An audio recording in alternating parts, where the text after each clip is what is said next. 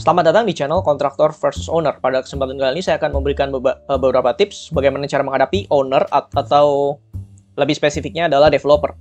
Nah, ini saya dapat dari pengalaman saya waktu bekerja di kontraktor. Sebelumnya, jika kalian belum subscribe ke channel ini, klik tombol subscribe, aktifkan notifikasi, dan tulis di kolom komentar jika ada pertanyaan atau pernyataan dari Anda. Atau mungkin kalian bisa share cerita kalian bagaimana saat menghadapi developer di kolom komentar. Nah, baik, pertama ini saya dapat dari pengalaman kerja ya, dari kontraktor. Hal nomor satu yang ingin saya bagikan adalah pastikan Anda membaca kontrak dengan benar. Nah, biasa kalau dapat penawaran dari developer kan pasti yang dilihat proyeknya dulu, BQ-nya dulu. Nah, ini pastikan Anda baca dulu kontraknya. Meskipun kontrak ini kebanyakan copy-paste isinya, tapi harus dipastikan setiap hal-hal skenario yang mungkin terjadi saat proyek. Jadi pastikan semua itu dibaca, supaya nanti kalau hal-hal tersebut terjadi, tahu penyelesaian yang valid itu harusnya seperti apa. Jangan berasumsi harusnya begini, harusnya begitu. Mungkin saja proyeknya memiliki ketentuan yang berbeda. Itu nomor satu. Nomor dua adalah baru cek BQ dan gambar. Nah, ini seringkali menjadi permasalahannya karena kontraknya itu biasa berdasarkan gambar. Jadi apa yang digambar ada di BQ nggak ada, itu tetap harus dikerjakan. Nah, itu harus benar-benar diperhatikan karena ini paling sering terjadi. Oke, itu nomor 2. Dan yang nomor 3 adalah, saya ingin spesifik, berhati-hati terhadap volume satuan BQ. Maksudnya satuan volume BQ. Karena begini contohnya, misalkan ya satuan volume dari grading, meter persegi. Beda dengan meter kubik. Kalau meter kubik kita bisa tahu kira-kira tinggi daleman maksimal gradingnya berapa. Nah, ada kasus di mana grading itu meter persegi. Saat di lapangannya itu minta di uruknya itu tinggi banget. Sepertinya udah bukan level grading lagi, itu seperti urukan gitu. Nah, untuk itu perlu dibaca kontraknya seperti apa, dilihat volumenya seperti apa, di lapangannya seperti apa. Jadi perlu juga survei sebenarnya ya, kalau masalah hal-hal seperti itu. Juga untuk satuan yang lamsam, itu juga perlu diperhatikan lamsamnya sampai sejauh apa. Karena lamsam ini sebenarnya ya ada beberapa kasus yang kasusnya ini nggak jelas gitu. Oke, itu nomor 3. Untuk nomor 4 adalah saat negosiasi harga, Anda harus tegas karena tidak semua owner itu paham harga. Jadi misal owner ini akan selalu berkata, harga Bapak ketinggian, tolong diturunin. Pasti begitu semua owner gitu. Jarang sekali, hampir nggak pernah ya. Pernah, tapi jarang banget. Yang ngomong, Pak ini harganya kemurahan nih, nggak salah. Itu sekali aja kayak gitu kejadian. Selebihnya nggak pernah. Pasti selalu mahal, meskipun harganya sebenarnya udah murah. Bahkan ada owner yang nawar nggak masuk akal harganya. Contoh, seperti harga tanah, pengadaan tanah gitu, tanah biasa, itu kan tanah merah.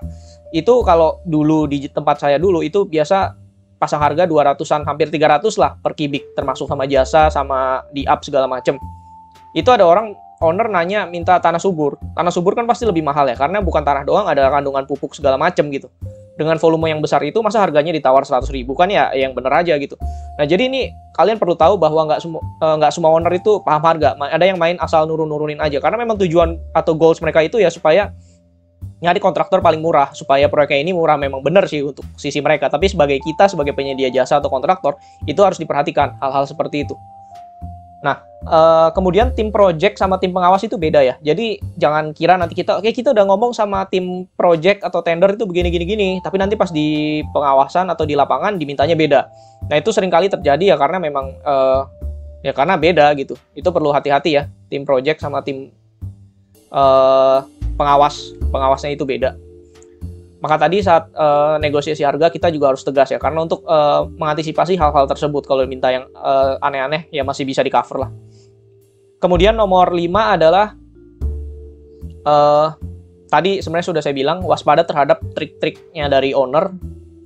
Misal ya ini harganya kemurahan, kalau itu sih bukan trik ya, itu biasa. Ada yang pakai trik seperti ini. Oh, kontraktor sebelah tuh banting harga tuh, padahal bohong gitu, total bohong gitu. Nggak ada kontraktor yang banting harga. Karena kalau kontraktor banting harga, kontraktor sebelah banting harga, ya harusnya dia udah menang dong. Logikanya kan gitu. Nah, itu perlu hati-hati gitu ya. Kadang bisa saja berbohong gitu. Itu perlu hati-hati. Kan kita nggak tahu developer ya. Individu setiap orang kan bisa aja benar, bisa aja salah. Dan kemudian yang nomor 6 adalah, jika nanti ada pekerjaan tambah, minta dulu approval atau SI pekerjaan tambah. Bahkan kalau bisa kita udah deal harganya, udah deal volumenya. Karena nanti biasanya hal-hal seperti ini negosiasi di belakang. Negosiasi di belakang bukan ketemu tim pengawas yang ngerjain. Nanti ketemunya tim tender lagi. Ketemu tim tender, Pak, Bapak ini harganya kemahalan, bla bla bla. Ya akhirnya nggak bisa. Gimana udah dikerjain, masa harus dibayar murah? Orang nggak masuk kok, gimana? Sementara pekerjaannya sudah jadi. Nah ini yang perlu benar-benar harus diantisipasi. Jadi itu adalah hal keenam. Selalu harus tegas, meskipun sedarurat apapun, minta dulu SI-nya kalau ada kerja tambah. Kalau nggak ada, biarin aja mau dia gimana pun. Memang sih efeknya ya ke ini jadwal selesai proyek. Tentu kalau proyek lebih lama, kontraktor akan mengeluarkan biaya ini overhead-nya lebih besar. Maka itu benar-benar harus diantisipasi sejak awal. Soalnya menurut saya jarang yang saya lihat proyek itu benar-benar on time gitu. Karena biasa ada aja tambah-tambahan dari ownernya sendiri gitu, bukan masalah selalu dari kontraktor. Kontraktor pun mungkin kadang ada, misal seperti hujan segala macam, itu ya klasik lah. Itu perlu benar-benar diperhatikan juga. Jadi sekian untuk video kali ini, semoga bermanfaat.